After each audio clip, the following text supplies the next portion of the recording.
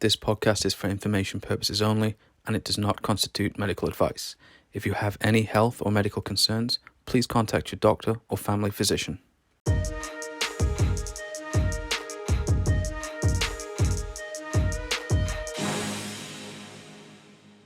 Hello and welcome to episode 2 of Flexibility Focus, the podcast that dives deep into all things flexibility and human movement. I'm your host, Dan Van Zandt.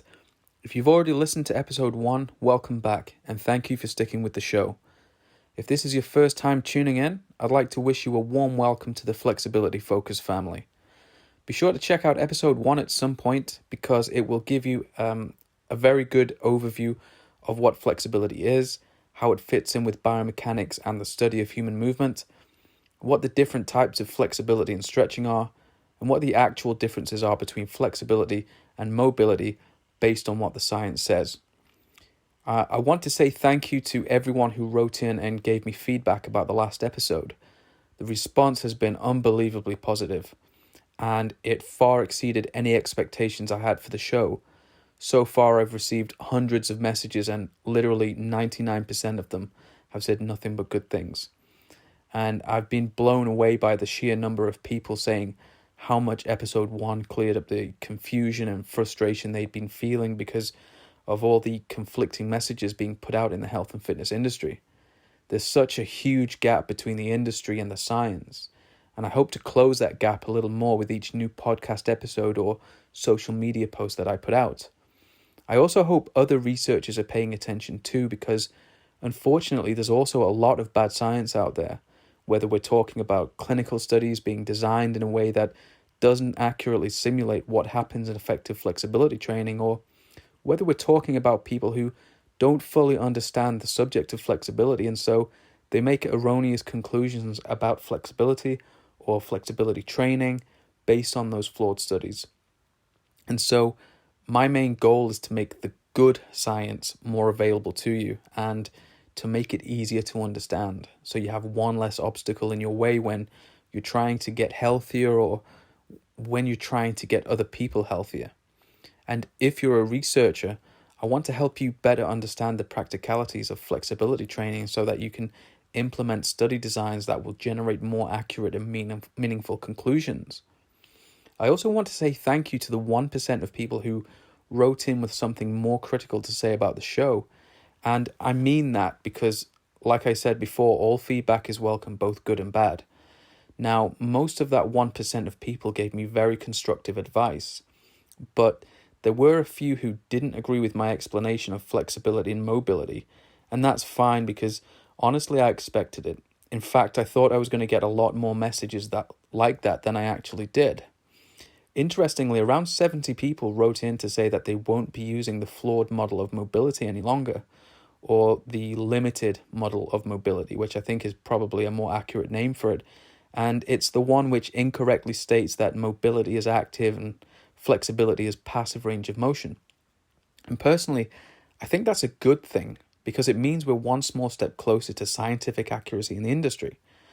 However, and this made me laugh, but I noticed that since episode 1 went out, there's been a substantial rise in the number of social media posts pushing the limited model of mobility. Now, I don't know, maybe it's just a coincidence, but I've also had a few instances of direct hostility in response to my message, and in every single case, those people say I'm just arguing about semantics, as well as calling me some rather colourful names, which doesn't bother me because it's more funny than it is hurtful.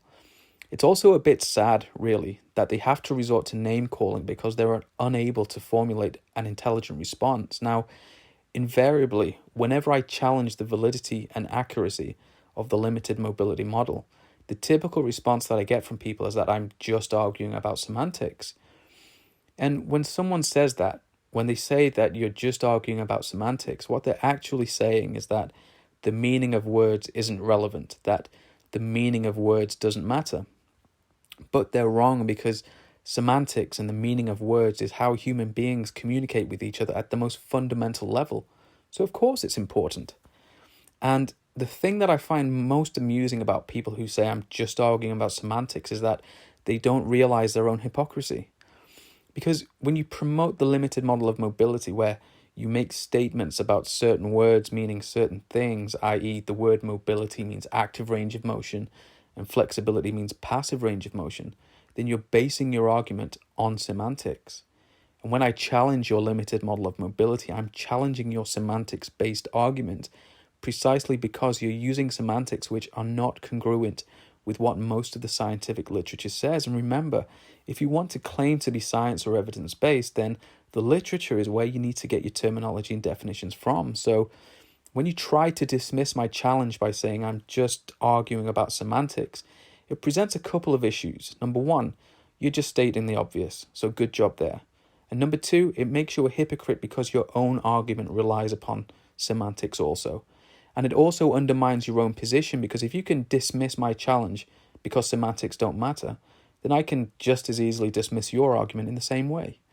But listen, the incorrect terminology is only half of the issue with the limited model of mobility.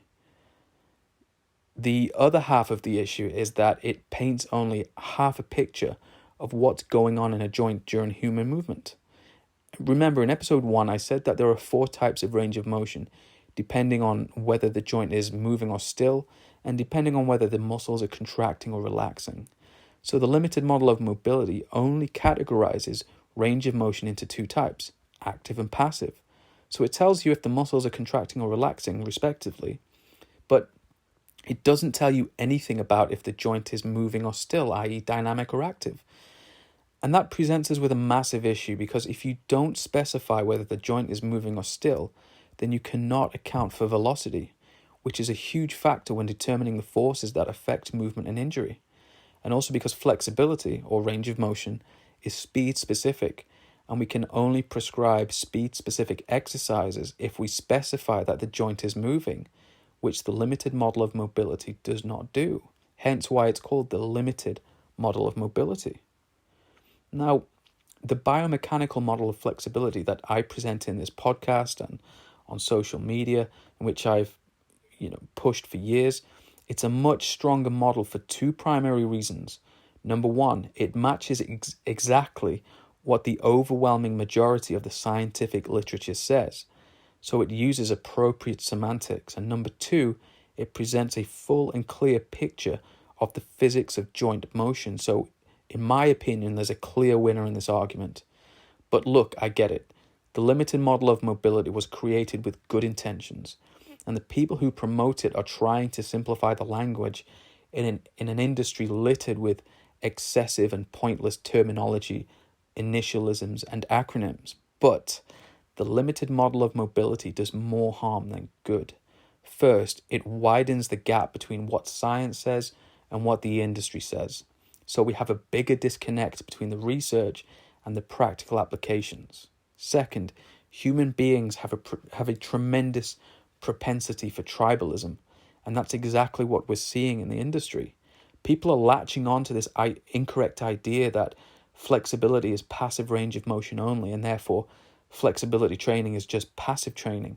So they go around telling people who are doing flexibility training, oh, you're training flexibility, so what you're doing must be passive and therefore it's useless. First of all, passive range of motion and passive types of stretching are not completely useless. And second of all, this type of behavior where you're going around parroting popular catchphrases and telling people their training is useless means that you're more loyal to a particular type of groupthink than you are to your own ability to think rationally. It's absolute garbage, and it's also very annoying, so stop doing that. Third, systems of mobility training typically take existing techniques or principles which already have names that are easy enough to remember and which are sufficiently descriptive, and then they go and apply their own pointless names to them. So we end up with even more unnecessary terminology, initialisms, and acronyms, which do nothing but contribute to the mass confusion that already exists. And in my opinion, the only real reason that I can think of as to why someone would want to rebrand existing exercises and techniques is purely for marketing purposes. And that's all before we even talk about how the limited model of mobility doesn't even account for the dynamic or static nature of motion, which I've already mentioned. But I think supporters of this limited model are slowly starting to realize this. And what we're seeing now is they're beginning to add in exercises that develop range of motion at speed, aka dynamic flexibility, but they give it silly names like end range velocity training or some nonsense. It's a bit like end range strength training. Yes, we know you're developing strength at the limit of your range of motion, but if you're trying to develop range of motion, you're still training flexibility. Anyway, my point is that if you want to challenge what I'm saying when I criticize the limited model of mobility as being the oversimplified reductionism that it is, then do so with fact and logic, and don't just trot out the tired and flawed semantics reply. By the way, just to reiterate a point I made last episode, and which I've made many times across social media, because some people think I'm still trying to infringe on their right to free speech. Look, I'm not trying to convert anyone to my way of thinking. I'm not some kind of messiah of flexibility or protector of the scientific terminology. Believe it or not, I didn't create this terminology. It's just what the science says. I'm just a science guy giving you my take on what science says, but understand that my take on the science is based on more than 30 years of flexibility training and on more than 20 years of analyzing and teaching the flexibility and biomechanics literature.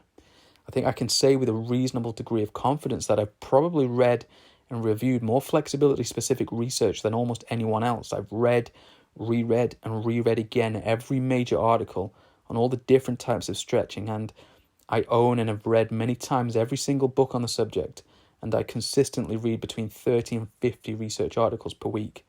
And I'm not just skimming the abstracts like a lot of people do.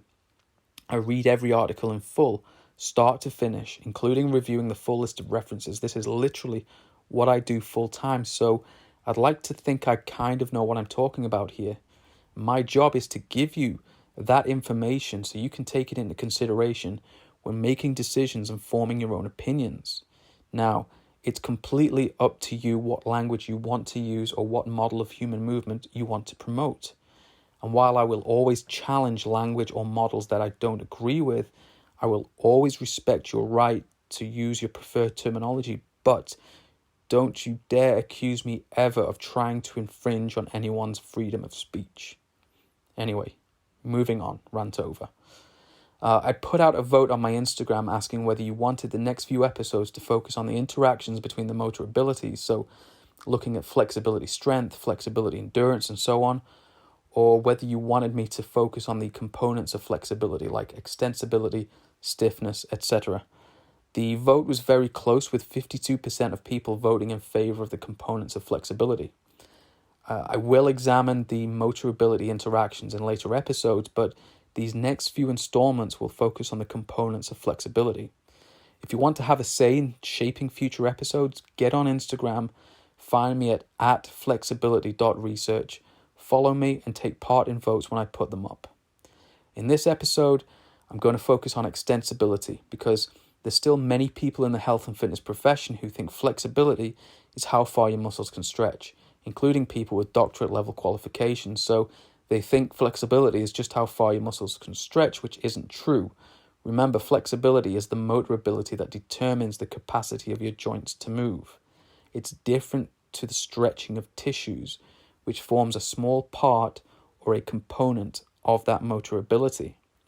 And in biological physics, and I look at everything in the human body through the lens of biological physics or biophysics, because biology must obey the laws of physics. And in biophysics, the lengthening or stretching of materials has a specific name, and that name is extensibility. Extensibility is the ability of a material to lengthen, extend, or stretch to a predetermined endpoint. And in flexibility and in human physiology as a whole, the material that we examine when we consider the property of extensibility is the soft tissues, such as muscle fibers and connective tissues. And extensibility is a biomechanical property of the physiological dimension of muscle length, or how long a muscle is. But, and this is a very important point to remember, there are two ways to think about muscle length. The first is how far the muscle can stretch, which is what we're talking about when we discuss extensibility.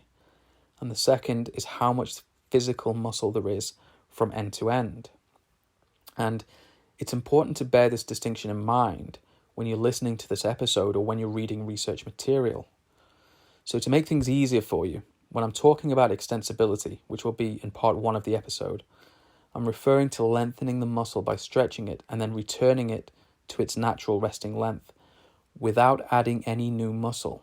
And when I'm talking about increasing muscle length, I'm talking about increasing the physical length of the muscle by growing new muscle cells longitudinally, so you end up with more muscle than you started out with. All right.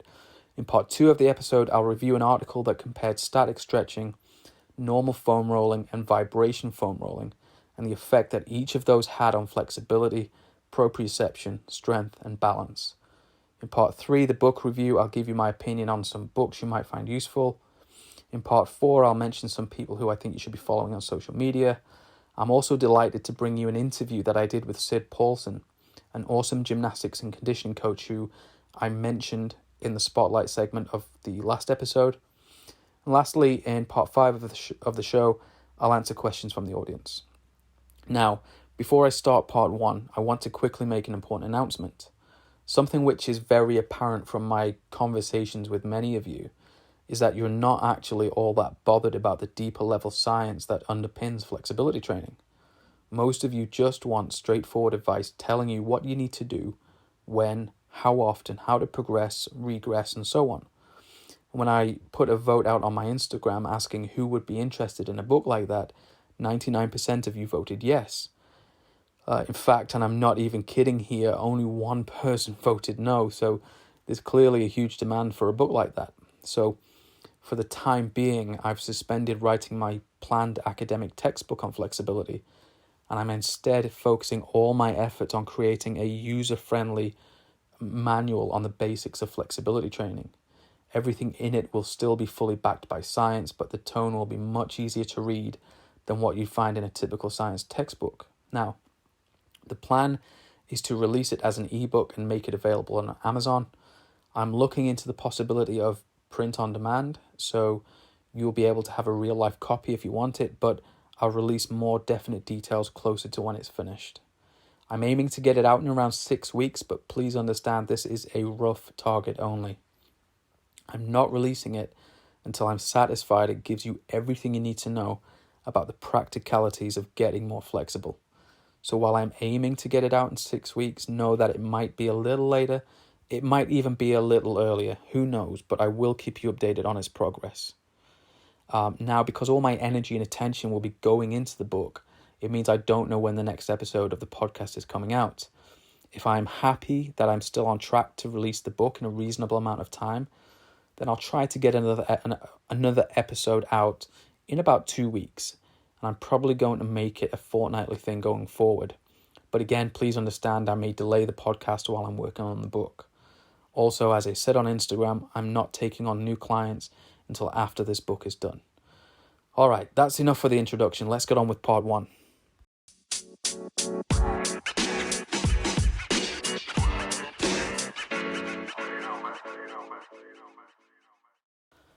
Hi, and welcome to part 1. As I explained in the introduction, the biomotor ability, which we call flexibility, is made up of different smaller parts or components. A simple way to think of it is like a recipe. The components are the ingredients and flexibility is the finished dish. And something that I hope is becoming clear is that there are levels to movement and flexibility.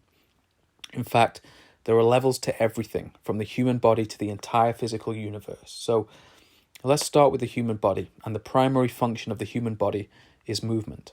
And movement is broken down into further levels, called the components of movement, which are the motor abilities I talked about in episode 1. And those abilities are strength, endurance, flexibility, speed, agility, and coordination. And coordination is also known as motor control. And when we look at flexibility, it too can be broken down into further levels called the different types of flexibility, which are dynamic active, dynamic passive, static active, and static passive flexibility. And the types of flexibility can each be broken down into further levels yet again, called the components of flexibility, which are things like extensibility, elasticity, stiffness, and so on. So you see there are levels to this stuff, and there are levels to all of biology, and flexibility is just a small part of your biology. So to explain this concept a little deeper from the perspective of biological physics, if we look at a person, We see their whole body at the macroscopic level. But we know the body can be broken down into further levels, and in descending order of size from largest to smallest, those levels are the whole body or the organism, then it's the systems, then it's the organs, then it's tissues, then cells, then molecules, then atoms, and then photons, neutrons, and electrons, and so on through the subatomic particles. And flexibility is no exception to this layering structure.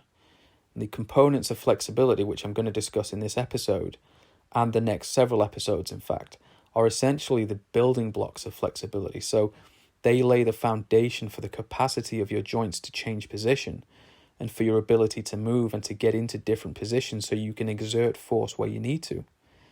And remember, force is the driver of all movement and injury in the human body, which is why I place such a huge significance on force and the kinetics of motion.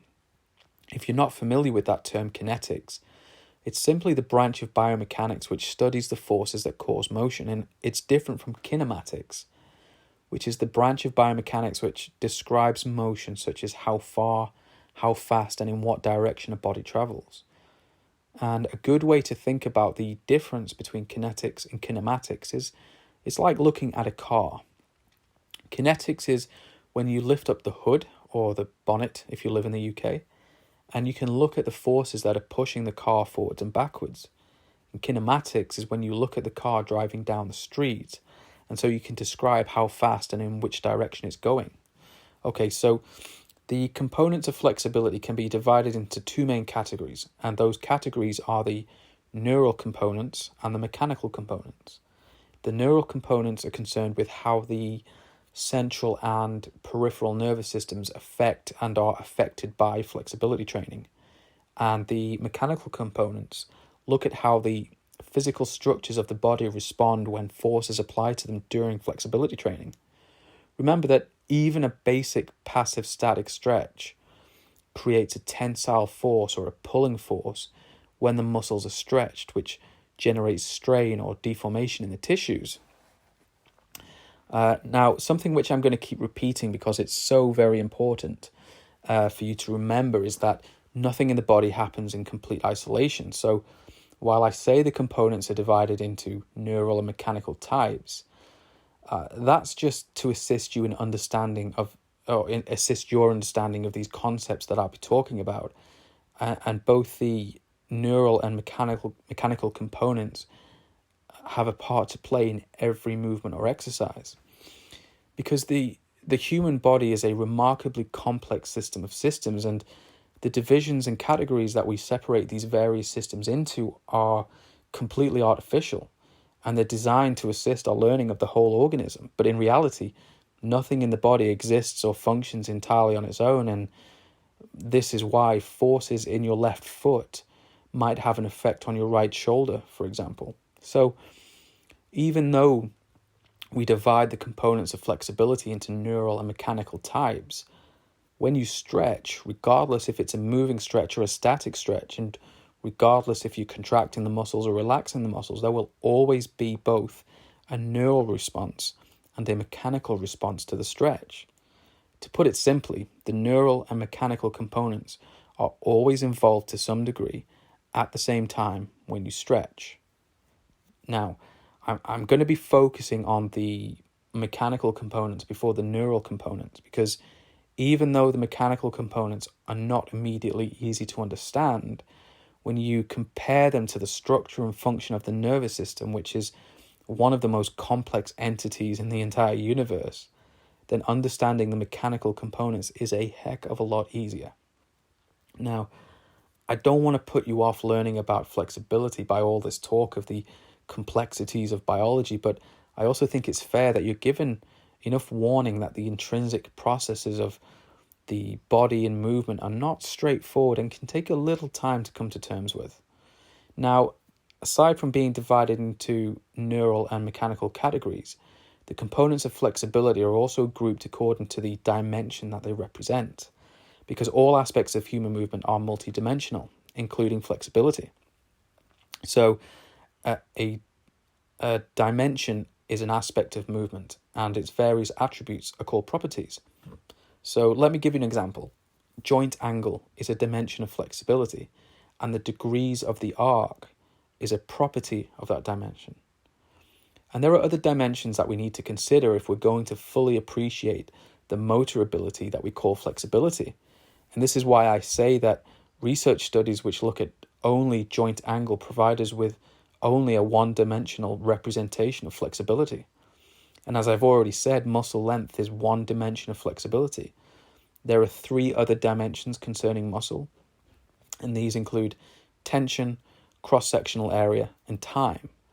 And I'll explain each of those in a bit more detail. So tension is the force transmitted along the muscle's longitudinal axis. Cross-sectional area is if you were to slice the muscle perpendicular to its longitudinal axis or cut across it at a right angle to its length, it's essentially the amount of muscle you would see. So to use a very simplistic model, imagine a muscle is like a cylinder. If we were to cut the cylinder in half across its diameter, when you look down at the cylinder and you see a circle, so you're looking at its circumference and diameter, the circle that you're looking at is the cross-sectional area. And time is, well, I'm assuming you all know what time is, but in case you don't know what time is, time very simply is a scalar quantity that measures the never-ending progress of existence. So to summarize, the muscular dimensions of flexibility are length, tension, cross-sectional area, and time. And each of these dimensions give us various biomechanical properties that we can use to get a much better idea of what's going on during a stretch. So the dimension of length gives us the property of extensibility, which I've already said is how far the existing muscle or the existing amount of muscle can stretch without increasing the amount of physical muscle. This goes hand in hand with elasticity, which is the property that describes a material's ability to return to its original shape once the stretching force has been removed. The dimension of tension gives us the biomechanical properties of stiffness, compliance, energy, and hysteresis. And I'll very briefly explain what each of those is. Stiffness is the change in tension per unit change in length. Compliance is the change in length per unit change in tension. Energy is the area under the length tension curve. And hysteresis is the energy lost when the stretching force is removed. And again, please don't worry if none of these make much sense right now. I'm going to explain them all in much more detail in future episodes.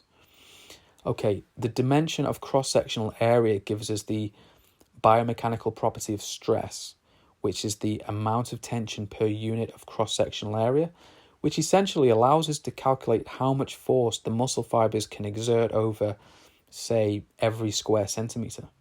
And lastly, the dimension of time gives us the biomechanical properties of viscoelastic stress relaxation, which is the percentage difference between peak and final torque. And you'll feel that as the decrease in resistance that happens when you hold a stretch and it gets easier. And there's also the property of creep, sometimes called cold flow, which is a progressive increase in length as the tissue is held under a constant load.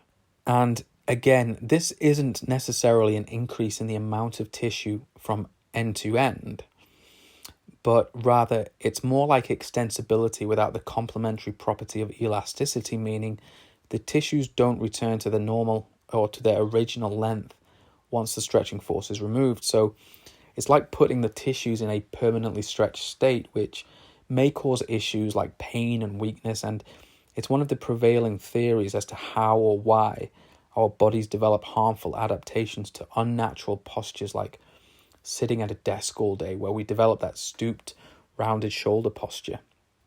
Now, it's important to remember that muscle is a deformable material, which means that its extensibility, or how much it can stretch, depends upon how much tensile force or pulling force is applied to the fibers. And remember that tensile force and passive tension are not the same thing.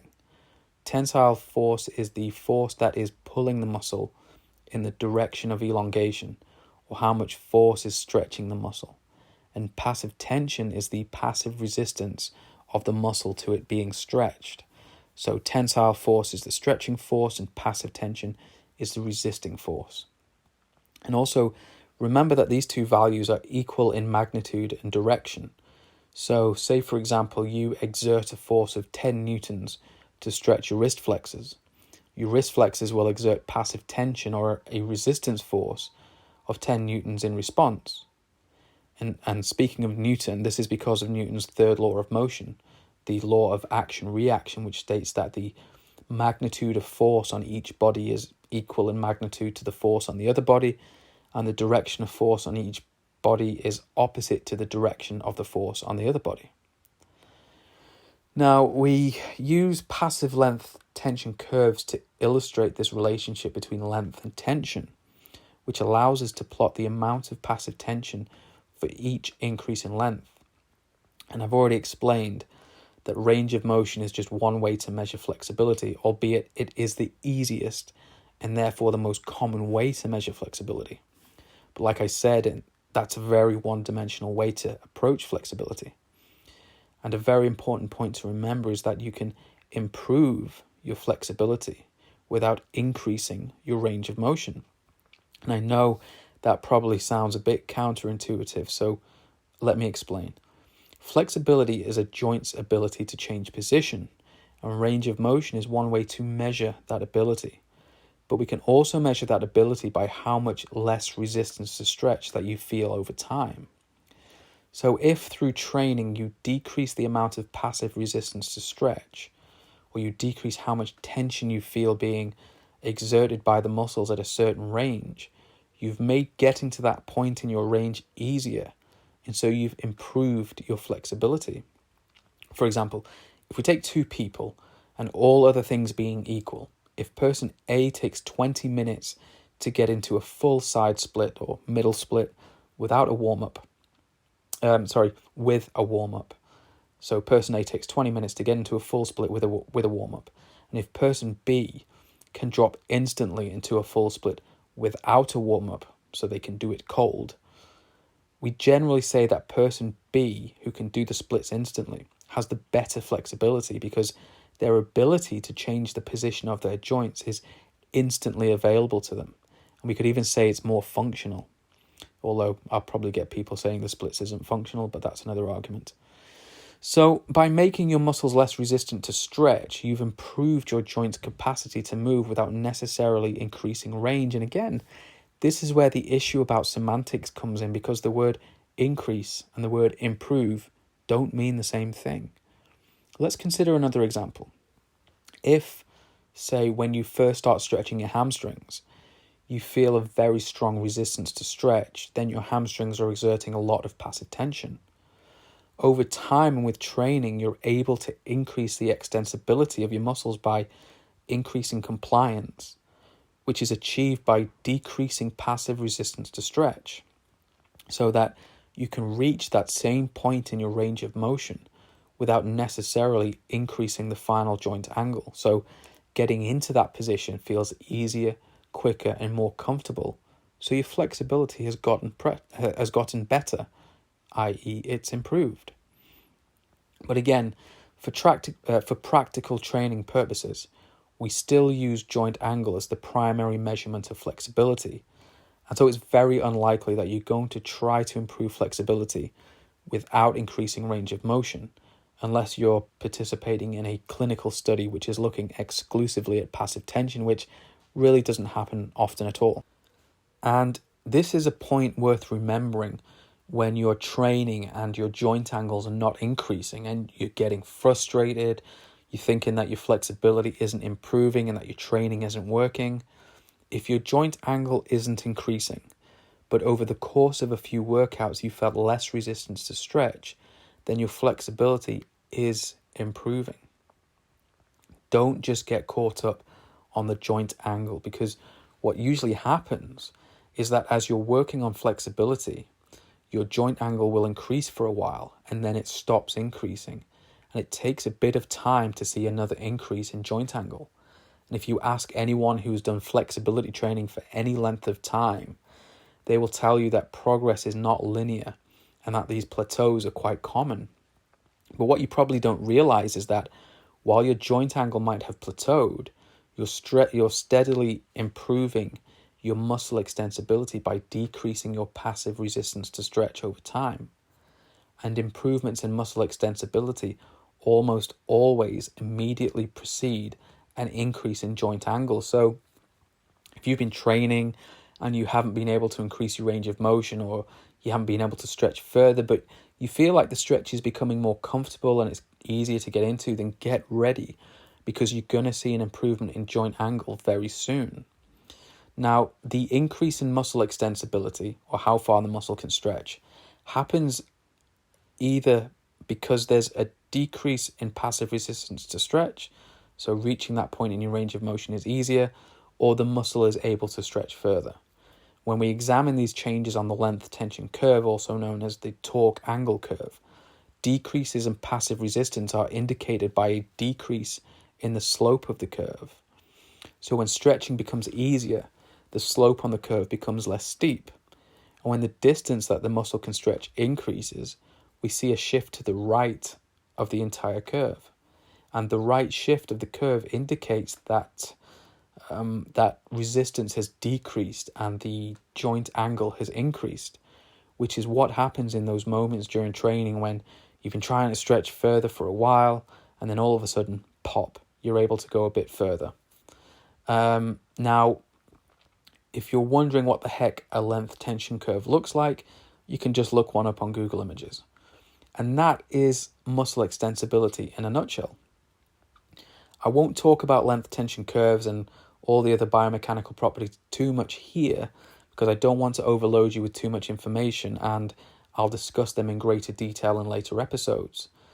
But what I will talk about now is the several theories that have been proposed to explain the underlying mechanisms of flexibility training.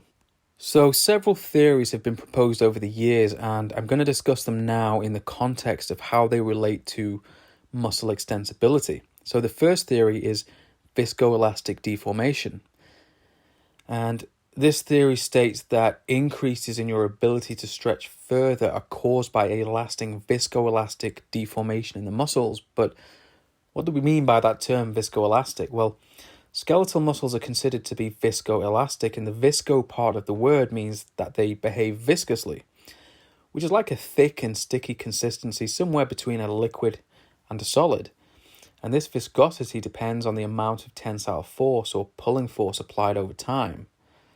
And the elastic part of the word means exactly what it sounds like, in that muscles exhibit elasticity by returning to their original length once the stretching force has been removed. So when you stretch, the immediate increase in flexibility you see is due to the viscosity of muscles whenever the stretch is intense enough, or it's held for long enough, or it's performed often enough.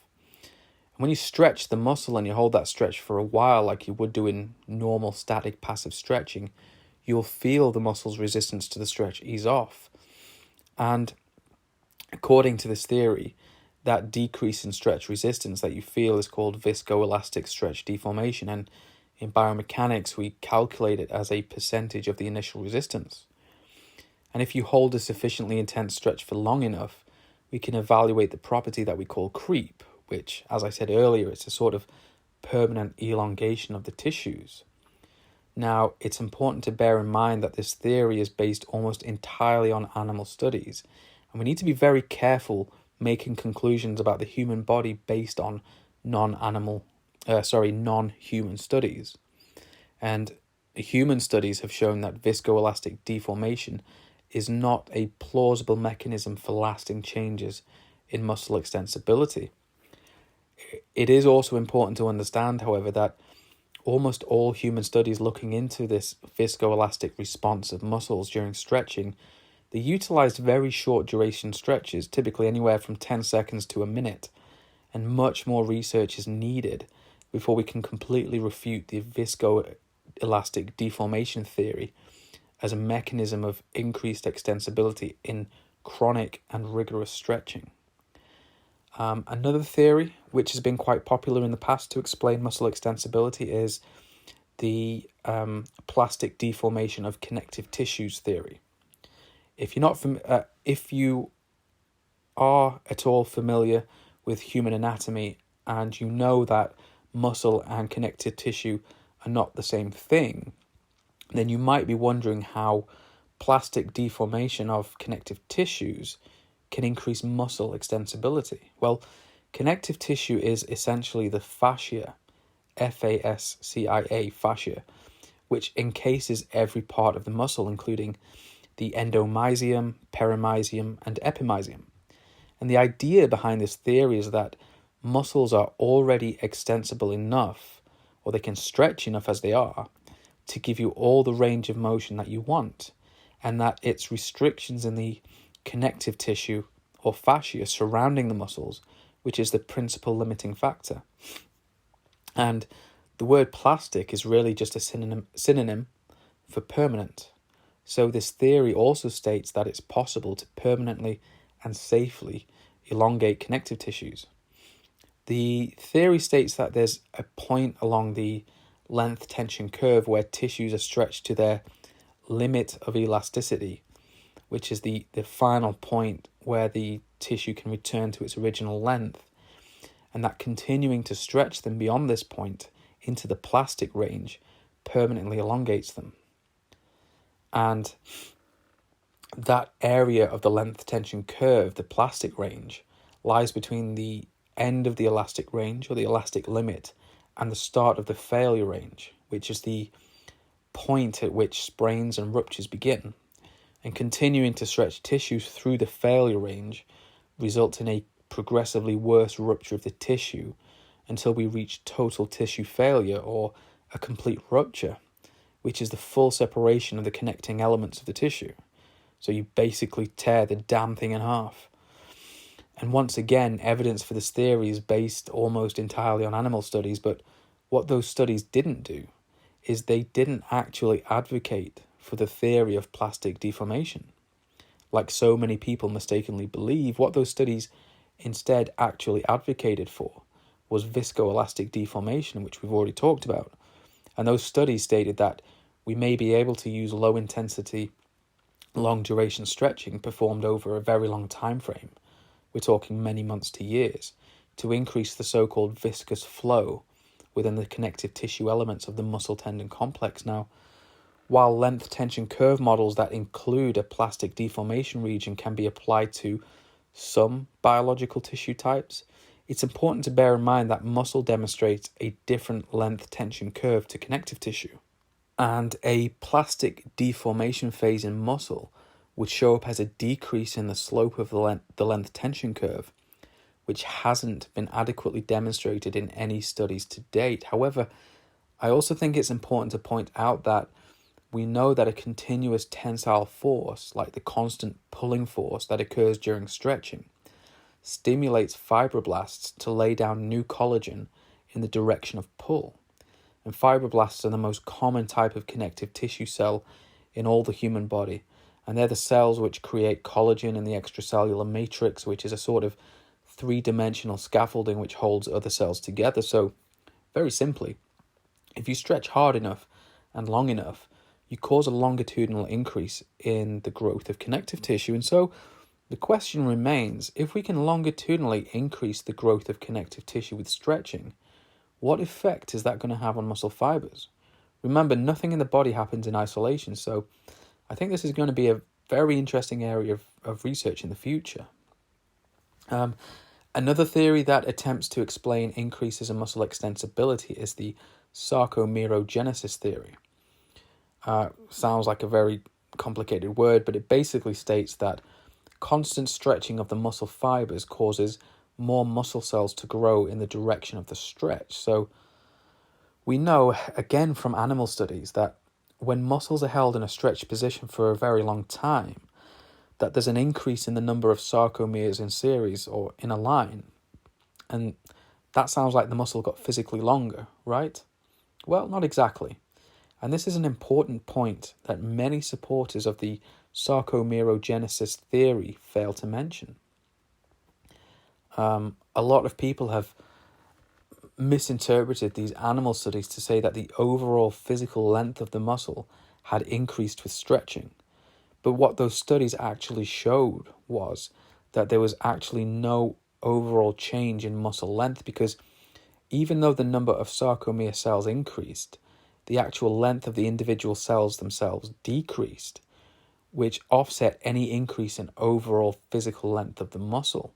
So the net result of change in the length of the muscle was negligible.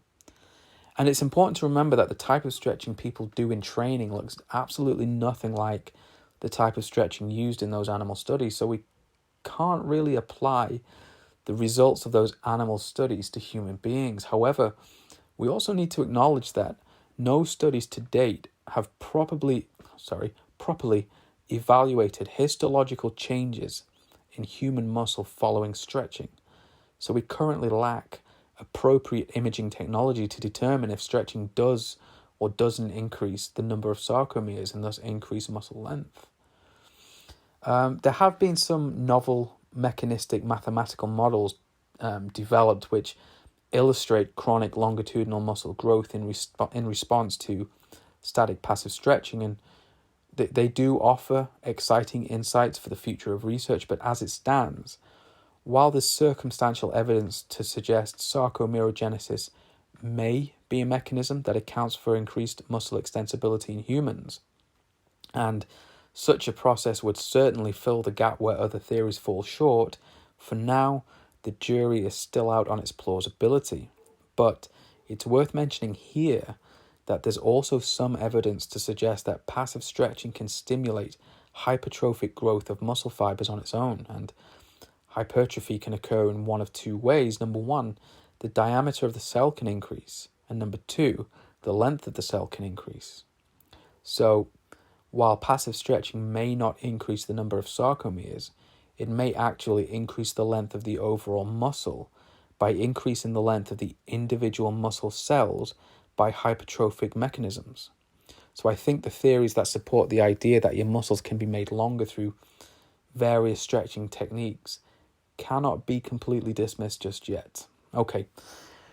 Another theory that often appears in the literature is one called neuromuscular relaxation, which states that stretching stimulates certain neuromuscular reflexes that cause the antagonistic muscles to essentially relax, allowing them to stretch further. But I don't think relax is possibly the right term here. Instead, inhibition or disfacilitation is probably a more accurate way of describing what's going on. Now, the theory of neuromuscular relaxation is primarily neural, and I will cover it in more detail in a later episode, but I'm going to touch on it briefly here as it relates to muscle extensibility now. We know that prolonged static passive stretching can disfacilitate spindle reflexes, and spindles are specialized sensory receptors embedded in the muscle fibers, as well as inhibiting the synapses of afferent or sensory nerves. More specifically, the frequency of signals discharged by muscle spindles decreases with static passive stretching, and it increases with dynamic stretching, which is one of the reasons why I advocate doing dynamic stretching before your workouts.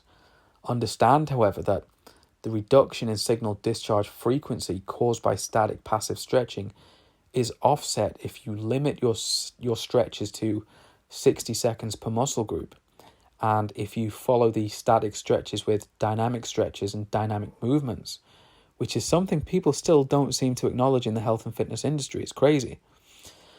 And so finally, onto the currently most popular theory of increased muscle extensibility, which is the sensory theory. Some people talk like the sensory theory is something new, but it's actually been around for about 30 years now, since the early 1990s.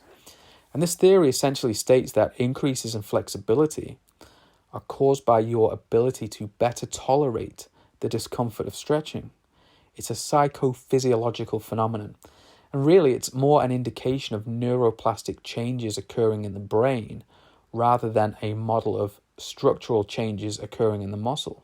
And this theory has gained favor with the anti-stretching crowd, who seem to think that just because increases in flexibility might be caused by an increased psychological tolerance to the pain of stretching, that somehow this diminishes the effectiveness of stretching, which is silly.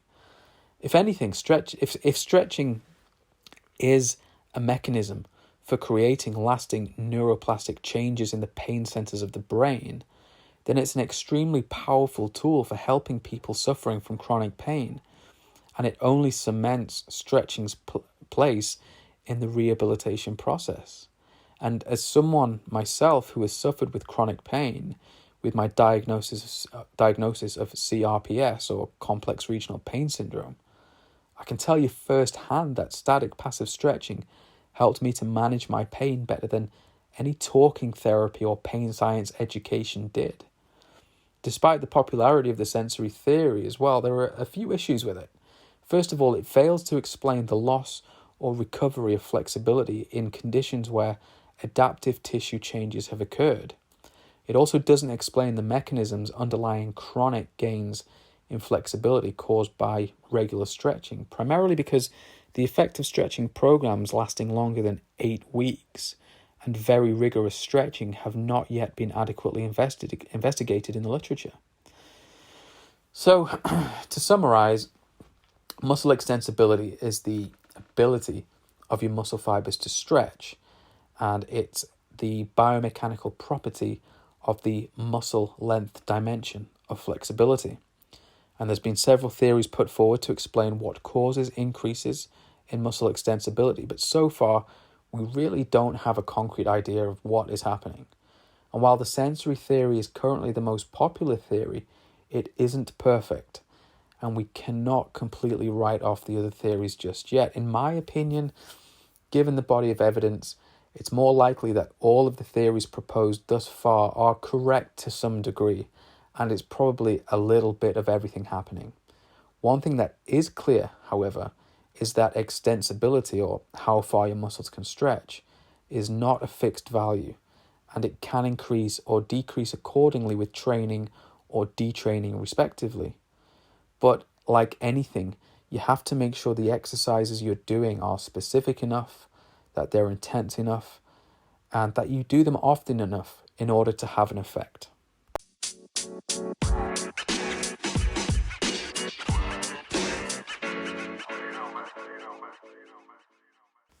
Hi, and welcome to part 2, the research review. The article that I'm reviewing today is titled Comparison of Vibration Rolling, Non-Vibration Rolling, and Static Stretching as a Warm-Up Exercise on Flexibility, Joint Proprioception, Muscle Strength, and Balance in Young Adults.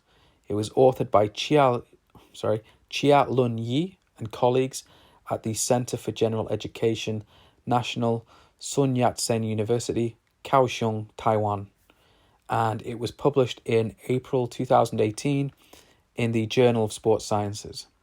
And the researchers took 30 male college students aged in their early 20s and who were free from injury and disease, and they had them undergo 3 different trials: rolling with a vibrating foam roller, rolling with a standard non-vibrating foam roller, and static stretching. And the order of the trial, so the sequence in which each person received the 3 interventions, was randomized. For each intervention, the participants performed a 5-minute aerobic warm-up, and then they were assessed for knee flexibility, namely extensibility of the quadriceps and hamstrings. They were tested for knee joint proprioception, isokinetic quad and hamstring muscle strength, and they also performed the Y balance test. That's just the letter Y balance test. The protocol for each of the interventions was the same. They did 3 sets of 30 seconds for the quads and hamstrings on both sides. So they would do 6 minutes work in total for the vibrating foam roller, 6 minutes using the non-vibrating roller, and 6 minutes doing static stretches. The 3 protocols were performed on different days with 48 hours rest between each session, and the participants were advised to avoid strenuous exercise for at least 24 hours before the next intervention. The post-test measures were recorded immediately after each intervention, and they were the same measures that were tested at the start of each intervention. And the results showed that vibration rolling improved muscle performance considerably. Vibration rolling produced significant increases in both knee flexion and knee extension flexibility, as well as muscle strength and dynamic balance. However, it didn't improve nor make worse knee joint proprioception. In comparison, regular foam rolling, which was done with the non-vibrating roller, actually had a negative effect on knee joint proprioception. And while vibration rolling and the static stretching produced pretty much the same gains in flexibility, vibration rolling could be considered superior as a warm-up because it produced better results for both muscle strength and dynamic balance, which static stretching didn't do. Now, there are a few limitations with the study. Namely, there was no control group, the study was performed with only healthy individuals, and therefore the results might not be directly translatable to injured people. The aerobic warm-up was only 5 minutes long, and typically you're warming up for 10, 15, 20 minutes. There was no dynamic stretching or skills-based dynamic movements in the warm-up. There was no comparison of combining the different interventions such as stretching with vibration rolling. The vibration roller was set to only one frequency, while other frequencies remain to be investigated, and testing other muscle groups, particularly those responsible for hip movements, might have produced more meaningful results. And using the Flexibility Research Review Matrix, this research article is given a quality score of 54%.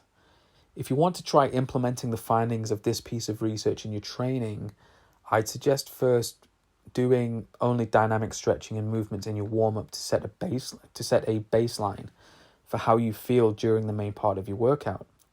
Once that's been established, try it with static stretching, then try it with regular foam rolling, then try it with vibration rolling, and then try mixing up combinations. So do vibration foam rolling, then static stretching, then dynamic stretching, and then dynamic movements, mimicking the actions from your sport, and compare how you feel.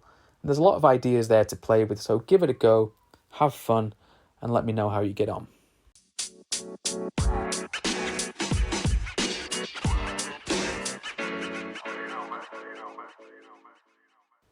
Hi, and welcome to part 3, the book review. I'm only reviewing one book today, but it's actually a 3-volume collection of books called The Physiology of Joints, 7th edition, by Adalbert Kapandji. And Kapandji is world famous in the realm of orthopedics and physiotherapy, and the quality of his books show why. They really are excellent contributions to the medical literature, and the books divide the parts of the body among the volumes. So volume 1 is the joints of the upper limb, volume 2 is the joints of the lower limb, and volume 3 is the joints of the spinal column, pelvic girdle, and head. And the books offer an incredible amount of detail without waffling on excessively. The illustrations are simple and very clear, and they cover everything you need to know about the structure and function of human joints. And Kapandji illuminates some of the lesser-known laws of biology, such as the law of parsimony and the law of universal perfusion. Also, in the back of each book are diagrams that you can photocopy onto card and then cut out to make your own working models of human joints. It's great. These books are essentially the books on functional human anatomy, and I cannot rate them highly enough. If you are a personal trainer, strength coach, physical therapist, massage therapist, any kind of role involved with the human body and the joints, I insist that you get these books. Again, they're called The Physiology of the Joints, and I suggest getting the latest ones, the 7th edition, and the author is Adalbert Kapandji. He's just listed as A.I. Kapandji. Kapandji is spelt Kapandji, and again, I'll write the description of the books, or the name of the books and the author, in the description box on YouTube, and also in the caption on Instagram.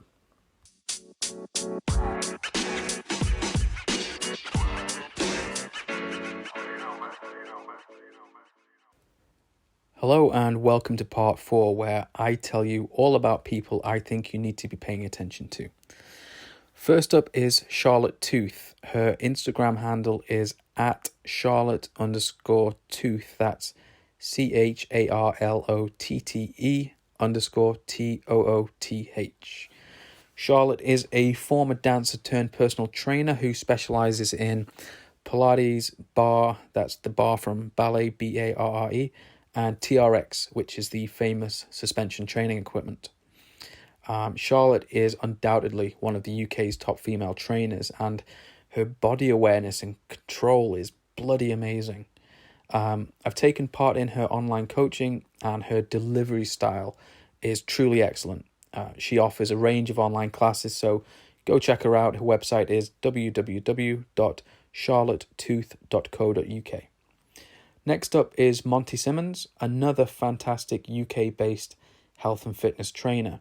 Monty's Instagram handle is Move with Monty, all one word. That's MOVEWITHMONTY. You can also check out his website, www.movewithmonty.uk. There's no co in that, it's just .uk. Monty has been moving and physically active his whole life. He has an extensive background in martial arts and boxing. The guy's got multiple black belts, and he's currently a purple belt in Brazilian Jiu-Jitsu, which means he's tough as nails. And his movement experience is really evident in his physical capacities. When you watch videos on his account, he can do some really impressive stuff. He's got pretty much every advanced personal training qualification under the sun, as well as being a qualified life coach. So he truly delivers a three-dimensional approach to training. He's also a really cool guy, so go check him out. And last but certainly not least is Ollie Frost. His Instagram handle is OllieFrostPT, all one word. That's OLLIEFROSTPT. Ollie is also from the UK. I'm repping the UK fitness professionals in this episode. Big up UK. Ollie is a former professional rugby player turned personal trainer and movement coach, and his approach is very holistic.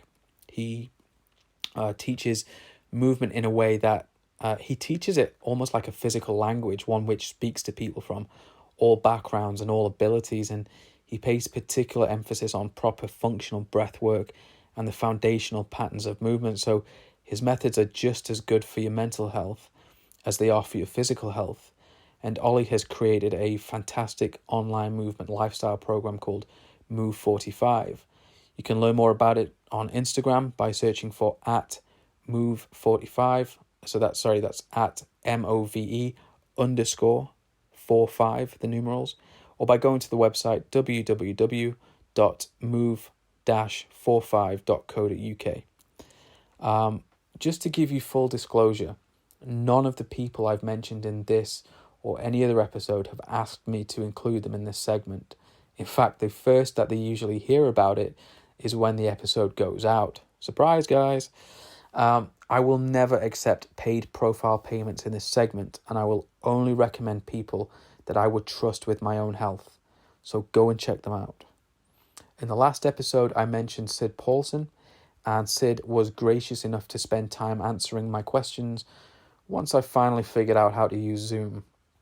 Hey, I'm a flexibility coach, not an online technology coach, so cut me some slack. Only the audio is featured in this episode. If you want to watch the video version, it's up on Sid's profile. Go search for it on YouTube. His name is spelt SIDPAULSON. I hope you find the interview enlightening. Enjoy. Cool. So, welcome. Thank you. Yeah, so I guess we can start by if you tell the audience a bit about you and how you started coaching and what you do. Yeah, sure. So my name is Sid. I am an online and private gymnastics coach. I first started coaching mainly through social media because I was beginning to train myself, and I wanted to record my progress and share it with other people. And then that kind of turned into me creating tutorials on YouTube, Instagram, which then led to me kind of move on to more personal training as well, doing classes and that kind of stuff. So awesome. It all started with Instagram. That was how I got into it. Yeah. Oh, cool. And I noticed on your Instagram, you've created something called Gymnastics Movement. Yeah, exactly. Yeah, so if you can tell the audience a bit more about that, how you developed it, what it involves. Yeah, sure. So Gymnastics Movement is my approach to training through gymnastics training.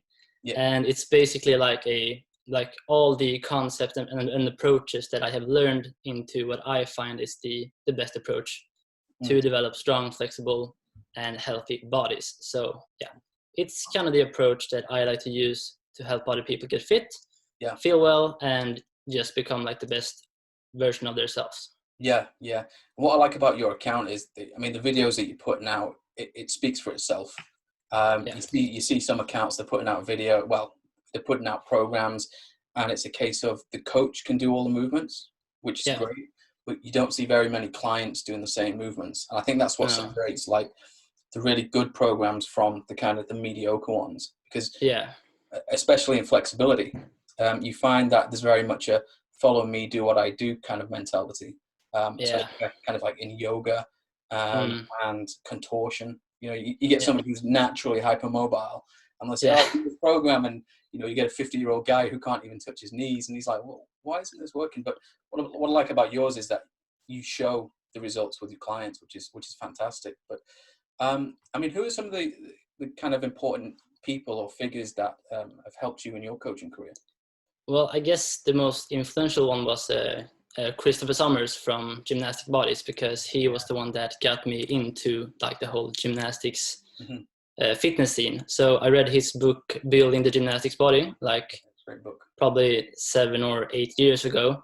Right. And when I saw like those gymnastics positions, I was like, this is something that I want to learn. And that was like the introduction to me getting started with gymnastics. Yeah. And that led me down to where I am now. So that was a huge influence. And besides that, it's been a lot of people. It's not been like one specific person. I've been following a lot of people on YouTube and Instagram and just taking the best concepts from each coach, and then I use it like in a way that I find helps me and my clients for what our goal is. I don't like that mentality of just this is the approach, because there is not one approach, because everyone has specific goals and different goals. So we need to find an approach that suits them, and it's not always going to be the one that I have. So then I might take something from like another coach, and I just try to pick and find the stuff that works best. I think that's a fantastic mentality, and if only more coaches had that, would be in a much better place with the industry. But are there any coaches or instructors that you've kind of seen that you haven't trained with and you'd really like to learn from? Any kind of like seminars you want to go to, or courses, or just people stuff that you thought, I wouldn't mind learning from those? Definitely Christopher Summers would be awesome. He's like a legend, I would say. And he does the same thing with this is the approach, but I still feel like he has like he can say that because it's the system that works so well for so many people, even though it's not optimal for everyone, because it's like so basic. So someone who would be more advanced wouldn't be as successful with the program, because it's designed to work for everyone, which makes it has to be like super basic. So it's good for some people and it's not as good for other people. But I would definitely like to learn more from in person. Oh, cool. I'm obviously aware of who Coach Summers is and what he does with his programs, but he's not actually somebody I've really kind of paid attention to. So it's somebody I'm definitely into. So when we go to your Instagram and we look at your videos, it looks like you're obviously working a lot with gymnasts, but who are the types of people or athletes that you work with in a typical day? Well, right now I mostly work with adults, because that's been the area that I've chosen to focus on the most. Before, I've trained both kids, like people in their 20s up to like 70 years old. So it's a wide variety of people, which is fun, because it's like a new challenge with every person, because I can't use the same approach for a kid like I would for an adult. Yeah, of course. Which is, so it gives me good experience to work with different people. But right now I focus on developing strong and flexible adults and help them achieve specific gymnastics goals. That's cool. Are they mostly kind of beginners, or do you deal with like the high level people as well, or is it kind of like a mixed bag? It's kind of a mix, but at the moment it's been more beginners, because I have like gone back into more of the basics myself, both in training and in studying, which kind of makes me post more basic stuff, which leads to more basic like clients find me. So It's Sure. very dependent on what I like to focus on. Yeah. Because I find it difficult to focus on too many things at the same time. So if I want to do basics, that's going to be like all that I do, Yeah. because it's hard to, I find Yeah. it hard to study two things at the same time. Yeah. And I think that's for obviously anybody who's watching this on the video or listening to it on the podcast, that if you're looking for someone to learn from and you are a rank beginner, swallow your pride a little bit and look for people who are offering like the basic starting points and progressions. Don't be kind of enthralled by people doing crazy things with their bodies who have taken years to get there. Certainly, I think when you see sorry. No, I think one of the most important things when you look for a coach, especially as an adult, is that they themselves started as an adult. Sure. Because that's a huge point, because I've worked both like in the gymnastics industry and more the gymnastic strength.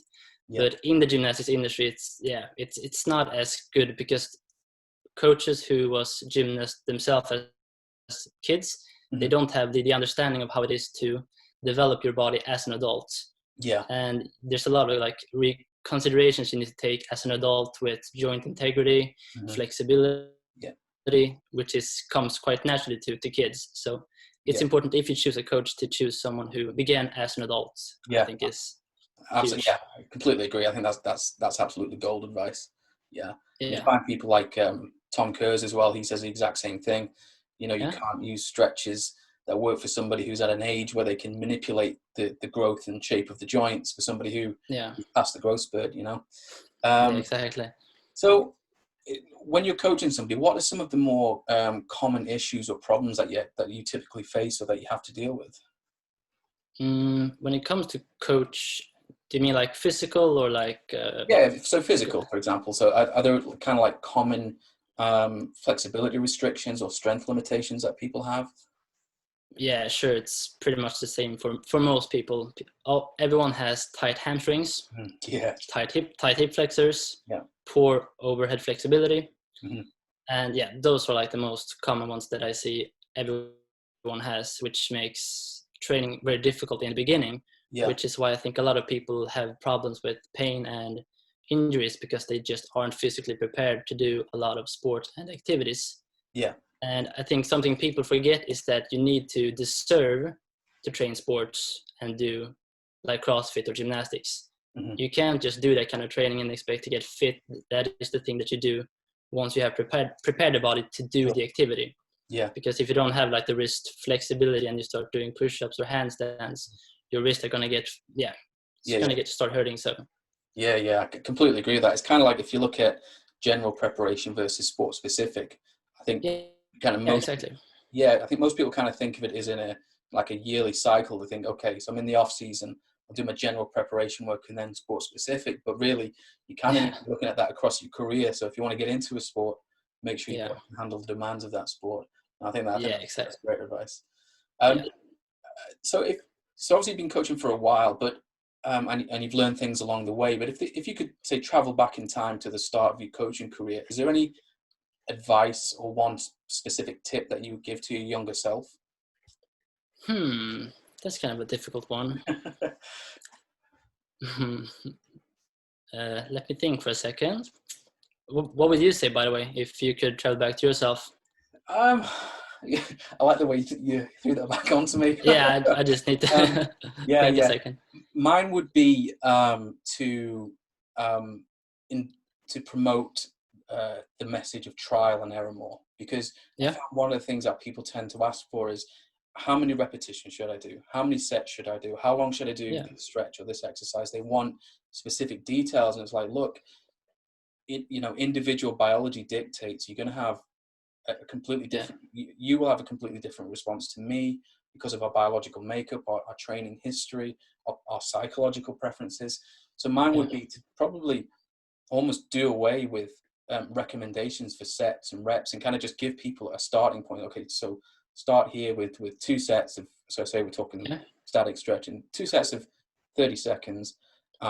See how your body responds. If you're not getting any results, throw in another set. Hold it for longer, and just play with the training variables. I think people are I don't know, maybe too afraid, or I don't know, but they don't want to play with the training variables, which is what coaches do.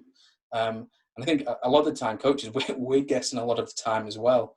You'll have a client who is doing, say, they're doing a front split and they're trying isometric stretches. They're not working. And they're like, okay, what should I do next? And you think, well, tense a bit harder, a bit longer, just play with it. So yeah, I think it would be, mine to myself would be encourage people to play with the training variables more. Yeah, that's a good one. I've noticed that myself. A lot of people like to just be told exactly what to do. Yeah. And as soon as they have to choose any variables themselves, they just like freak out because they have to take accountability themselves. So yeah, that's a good one. Yeah, cool. And I think for myself, I think the one thing that I would tell myself is to be more patient with my training. Because as like just a few years ago, I was rushing my training basically. Yeah. And since I began gymnastics as an adult, I had to train very differently. But when I moved to Stockholm from a smaller town in Sweden, and I began training with like some of the national team, because I had like I was lucky to do that. But then I started training just like they did, but I hadn't gone through all the physical preparation that they did as kids. So my body was totally different and it did not respond as well, which made me overtrain and overuse some of the joints like my elbows, wrists, shoulders, which led me to more pain. And it was, so I think patience is key, especially as an adult in all sports. If you rush your training, you're just gonna, Yeah, absolutely. There are no shortcuts. So yeah, but I mean that's probably the golden advice for adults is look, slow down. Stop looking for there's this kind of obsession with lifestyle hacks and biology hacks. It's ridiculous. You're not a machine. You can't hack your biology. Your biology will only let you do so much before it says that's too much. Here's an injury to slow you down. I think. But I guess that's kind of like the society that we live in. We get everything instantly. Yeah. Text, food, drinks, we get everything right now. So I guess it's the same thing with our bodies. We just want results right now. But that's a good thing to learn from sports, that you don't get everything right away. You need to have patience and you need to put in hard work before you get it. So yeah, absolutely. No, I think that's great advice. You mentioned before about we're talking about like the main limitations, and you mentioned if people don't have, say, certain wrist flexibility, they struggle with push-ups. So in your opinion, if somebody's wanted to get into gymnastic style training, say they can only train at home, what would you say are the 3 most important exercises that they should be focusing on to kind of lay that foundation? I think push-ups is one of the most fundamental exercises. Yeah, not just because it's one of the best pushing exercises you can do, and you can do like an infinite amount of variations to make it more difficult. Yeah. But it will also help you learn to control your body in a way that is going to teach you technique for a lot of other exercises. Yeah. So you will learn to have complete body tension. You will learn how to control your scapula. You will develop your wrist extension. You will learn to control your pelvis and the core position. So I think that is a great exercise to learn a lot of the cues and techniques that you need for like every exercise that you do, especially in gymnastics. Yeah. So that is number 1. Yeah. Number 2 would probably be chin-ups as well. Super basic, but I think a lot of people don't do them in a way that is beneficial for them. Yeah. I think a lot of people do pull-ups with the pronated grip, and they like bring the chin forward and just using their arms instead of properly activating the scapula and the rear delts. Yeah. Which is, I think most people want to train their back, but they end up mostly training their arms. Sure. Going to that rounded forward posture that we try to avoid, which the chin-up is good to do if you want to get rid of that. Cool. So that would be number 2. And number 3, I think, would be either Jefferson curls or maybe hanging leg lifts for core strength. Yeah. I'm not quite sure because it depends on the person and their specific limitations. But the Jefferson curls is also great to build up more resilience in the spine and develop hamstring flexibility. So I think that's a good basic to start from. Yeah, and it's great to see the Jefferson curl coming back into fashion. It was quite popular, many moons ago, and then we had this whole neutral spine kind of obsession, thanks to certain authors and certain books. You have to be neutral spine when you're lifting, when you're eating, when you're going for a crap. So which is ridiculous. I mean, Jefferson curl is definitely one of my top ones as well. So that's really good advice. And the push up as well is so is so underrated. So obviously your background is gymnastics, mine is martial arts, and people come to me and say, "Oh, I was punching the pads or the heavy bag or the trying to break breeze blocks, and I've got elbow pain." I'm like, how many push-ups can you do? Well, I haven't done push-ups in 20 years. It's maybe do some push-ups and condition the joints to actually be able to tolerate that force. But no, I think those are great questions. Yeah, and I think like the exercises themselves are not that important always. I think it's more about the execution, because there are like no bad exercises. I think it's just about how you do the exercises. Yeah, completely. So I think, I mean, a lot of people do push-ups but don't get any of the benefit from the exercise. Yeah. And almost get hurt from it. So yeah. I mean, no, that's cool. So a bit of a funny question now. If you pretend that you're stranded on a desert island and you can only take one book, one piece of gym equipment, and one type of food or drink, what would they be? Oof, that's a tough question. For my book, I think I'm thinking that I want to bring something practical so that I could like make boats and stuff on the island, but I'm not sure if I'm going to be able to do that because I'm not a very practical guy. So maybe I would bring The Art of Happiness with the Dalai Lama, because I think that would be a good idea to like learn to be happy even though I was stranded on an island. So that would be the book I would bring. Being happy through suffering, absolutely. Yeah, I think that's key, especially in the world we live in, where a lot of people are unhappy, even though we have more stuff than ever. So sure. I think a lot of stuff goes up here. So yeah, absolutely. And for gym equipment, I think I will bring gymnastics rings. Cool. Yeah. That's a great equipment where you can do a lot of exercises, push-ups, pull-ups. You can hang them in a coconut tree and do German hangs, and I think that would be a fun equipment to choose. Oh, cool, man. And food, I think I would take watermelon. Yeah. All right. I like that. Yeah. No, cool. Yeah, cool. It's a good food, and you get some fluid as well from. Yeah. I think that. Cool. Yeah, I'm gonna go with that. Oh, I like those. Yeah, that's good. So obviously you're getting very established in like the kind of international coaching community, but where would you like to be 5 years from now in terms of your coaching career? I think like the ultimate goal is that I would like to open up a gym, a gymnastics strength gym, which is something that I'm working on with I just started a new company with a couple of friends.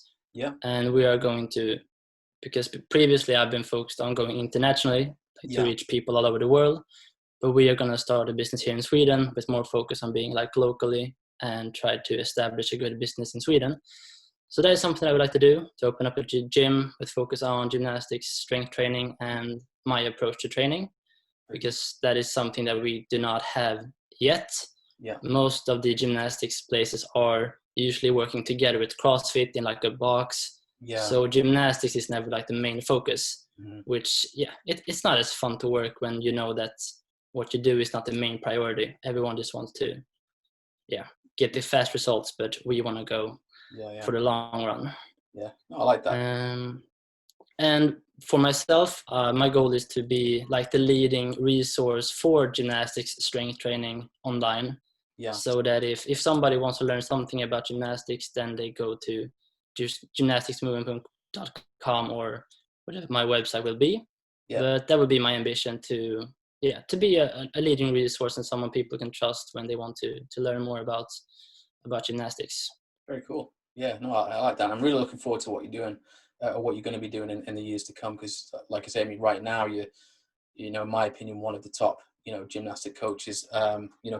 People will say to me, they'll send me a message, what do you think of Ido Portal? And I'm like, well, he's all right, but go check out Sid instead if you want, useful information that it's not going to, remortgage your house for, and it's difficult with those like all those culture and like it's hard to recommend when they have like that cult feeling. It's just I don't know, when you don't like the person who does it, it's hard to recommend them even if the approach is useful.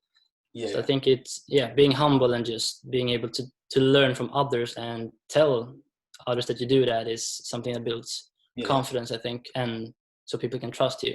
Yeah, because you can tell when someone just want to have their approach, but you can tell that they've been influenced by other people, and they just don't have the confidence to tell that.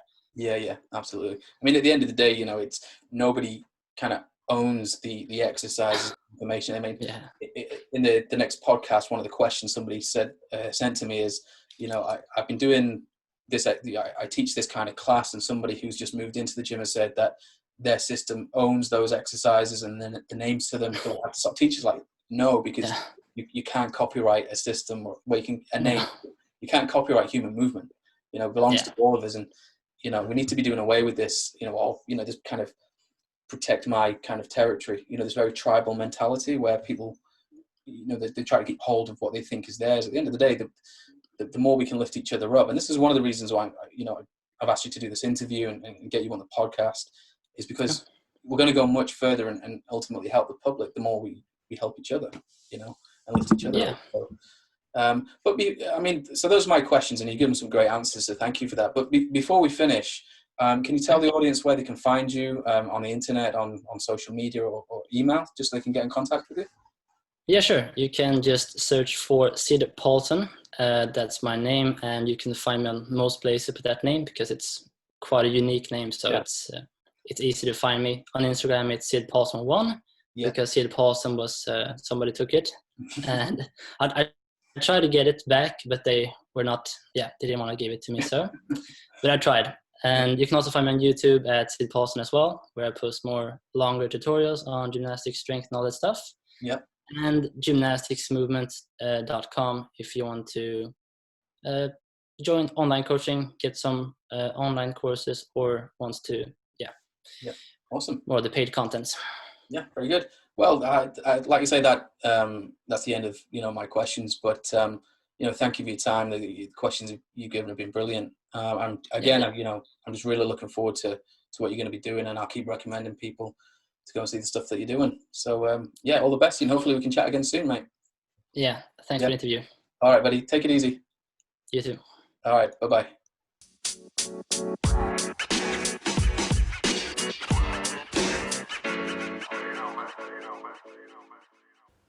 Hi, and welcome to part 5, the Q&A segment. The first question is from Rachel, and she asks, I've been following your methods for a while, and I know that we can develop flexibility simultaneously with strength. But what do I say to people who insist that flexibility and strength are separate qualities?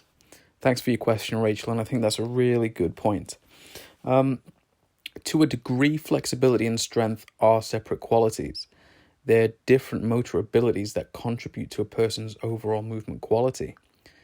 But like I've been saying all along, nothing in the body happens in isolation, and in episode 1, I explained how the different motor abilities can interact with each other.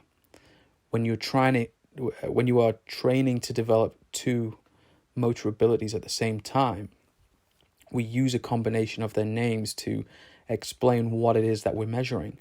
So if you're training strength at the limit of your range of motion, you're developing flexibility strength, written as flexibility-strength, or strength flexibility, whichever way you prefer to say it.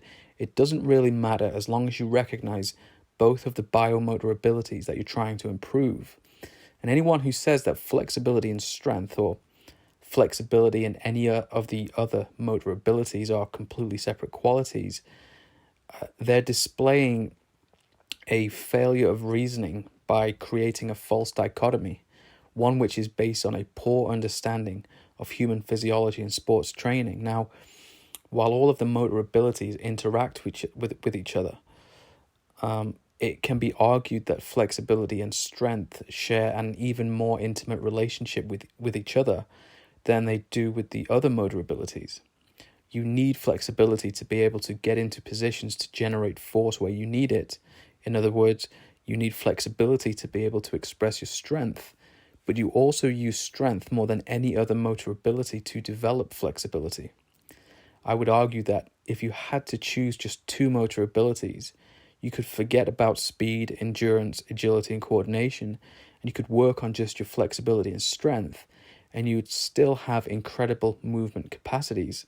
Whereas if you ignored flexibility and strength and worked on any combination of the other motor abilities, you're very likely going to end up rigid and weak, and no one wants to be like that.